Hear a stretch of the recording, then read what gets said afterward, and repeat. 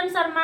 हम मंजू शर्मा अपना चैनल पर स्वागत कर छी। नमस्ते प्रणाम जते दाई माय दीदी भाईजी चाची बहन भैया सब छे सब गोटन के प्रणाम कर सब गोटन एना प्यार आशीर्वाद देत रहो, एना आगा बढ़त रहो। आ सब नहीं भूलबै। आ देखी छी निकर लाल लाल साड़ी जान मार लगे है।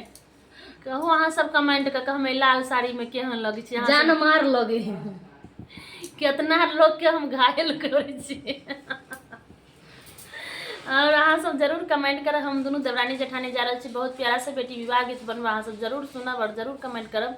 बहुत सुंदर, बहुत प्यारा, बहुत दिलदार, बहुत धमाकेदार, बहुत दर्द भरा बेटी विवाह गीत छे। अहाँ सब जरूर सुनबे, जरूर कमेंट करबे गीत केहन लागल। आ गीत के फुल वाच कर सुनबे सबे समझ पे। बहुत प्यारा से गीत है, अहाँ सब सुन कर कमेंट करलक के नहीं भूलबे गीत केहन लागल जरूर कमेंट करब। अब बहुत प्यारा सा गीत है, अहाँ सब सुनबे टा करब। आ गीत देखे छिए किरण के कथी सब कर रहल छे, ललका ललका साड़ी पहिरे छे।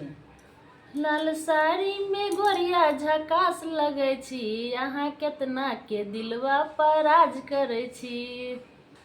अब बहुत प्यारा सा गीत गावा जा रहा है, सब जरूर सुनबे जरूर कमेंट करब। काने नागर